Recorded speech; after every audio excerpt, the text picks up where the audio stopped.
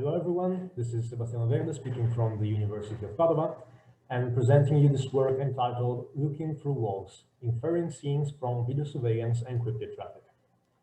This work has recently been accepted to ICASSP 2021, so you will be able to check it out over there as well in a few months. And it features a collaboration of the University of Padova and the ETH in Zurich. The starting point of our work consisted in observing that even secure encrypted channels, like, for example, HTTPS or SRTP and SRTCP, may still leak some information. Consider, for instance, this scenario. We have an IP surveillance camera, which is monitoring an indoor environment. And of course, we can imagine having multiple of these installed all around the building. And each camera is transmitting to the control room through a wireless link. And of course, the communication is encrypted. A potential intruder, however, is still able to eavesdrop the traffic and measure the size of the packets related to the camera. And the point is that packet sizes are enough to infer some basic information of the scene, like the presence of people, whether they are moving or not, and in what direction. The reason is that in current video coding standards, foreground objects typically have a much greater impact on the coding bitrate. And that's because if the background is still, like in the majority of surveillance scenarios, we only need to encode what changes from frame to frame. For instance, if a person is moving away from the camera, the number of occupied pixels will get progressively smaller, and therefore we will need fewer and fewer bits to encode each new frame. And we observe that this is clearly visible on intercepted traffic as well. Operatively, after eavesdropping the packets, we first need to isolate those related to the IP camera. And this is possible using MAC addresses, since we know that camera vendors use a specific subset of MAC prefixes.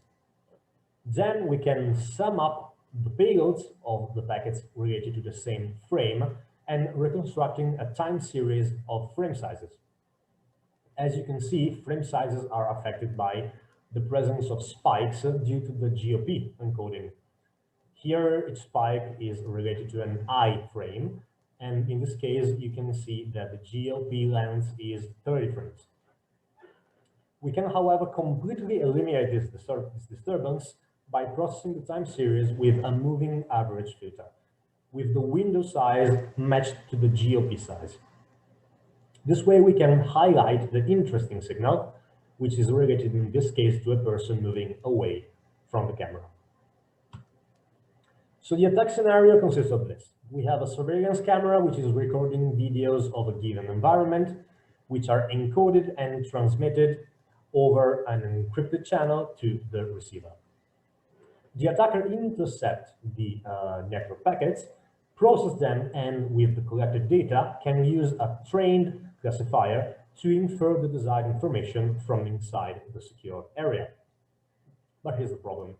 How can the attacker train a classifier before intercepting the traffic data? There would be no sense in devising an attack that requires spending a lot of time near the target place, only to intercept a huge amount of traffic just to train the classifier. So here's what we propose in order to make this attack really feasible and worth of countermeasures. Let's assume that the attackers have some basic knowledge of the environment they want to spy, like they can scout the place beforehand or have access to pictures and so on. Then they can prepare the attack offline by creating a virtual reconstruction of the scene and shooting simulated videos with some animated models walking around. This one was made, for instance, with Unity, and we used Mixamo's animated models. The advantage of this approach is that it allows the attackers to generate extensive sets of training data for free.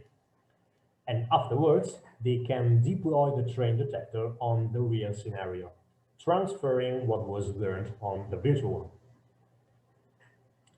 Of course, we did not want to overcomplicate things, since this was our first proof of concept of the feasibility of this kind of attack. So we limited our study to the detection and classification of the 4 basic walking directions, namely away from the camera, towards the camera, and to the left and right of the screen. And as you can see, the model, which by the way is a pretty basic 3-layer recurrent neural network, is able to recognize the 4 walking directions with some confusion on the 2 horizontal directions, which was expected due to the patterns being very similar to one another. And that's it for now. Thanks a lot for your attention and hope to see you next week at GTTI MMSP 2021. Bye.